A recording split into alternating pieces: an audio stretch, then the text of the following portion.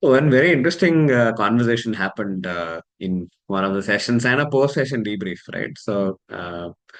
The client, the coach on the other side, basically shared with me after a session that what they had found out was that there was a constant pressure on themselves that they are looking at creating aha moments for the client.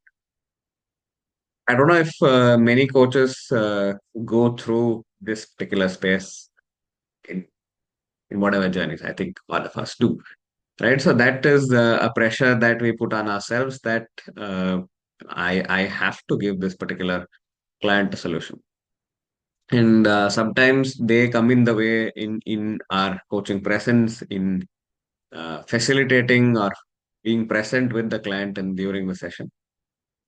And the best space is to look at ourselves as not solution providers.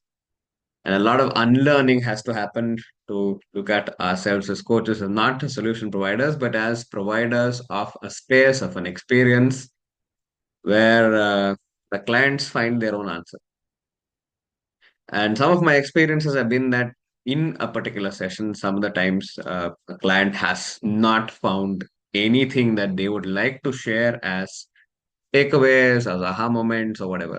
Right. So, um, 3 or 4 months down the line, they've pinged me saying, Sunil, I didn't find anything in the session that day we did, but I think a lot of things are set in place. And now, last week, when I reflect on whatever's happened before, whatever our session was actually a seed for something to actually start manifesting right now after 3 or 4 months. I'm very thankful for the space that you provided at that particular conversation. So that is something that will happen in terms of your own coaching as well. That it may not be an immediate aha moment, but it can be something that is a seed of awareness for the client going forward. And also, the pressure of aha moments is very, very real. And possibly it may need you to look at supervision or even mentoring to work on that as a client. And it definitely will come in the way when you are coaching a particular client because you are under pressure. You are running a parallel commentary or a parallel thought process in your head and not really being true to the client, not really enabling their space to the session. So you are occupied, you're clouded, there's some judgment going on. There's also a space of somewhere a superiority space also coming into play or a power difference coming into play. When you are saying, I know the right answer, maybe that whatever solutioning the client is looking at is not the right answer. So many other variations do come into it.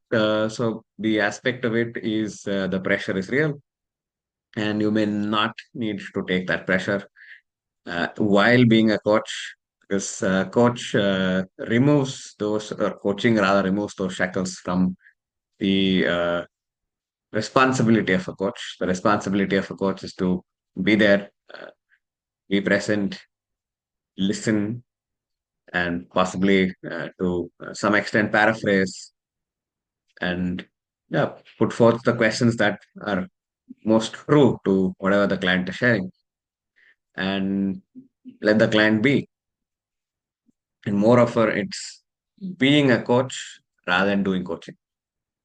So I hope this tidbit of a video is interesting for you and you actually pausing to have a look at how much of a pressure you put yourself under as a coach. If you want to work with me as a mentor, please to reach out. I'd be happy to. I'm a practicing PCC and yeah, a mentor coach as well. Thank you.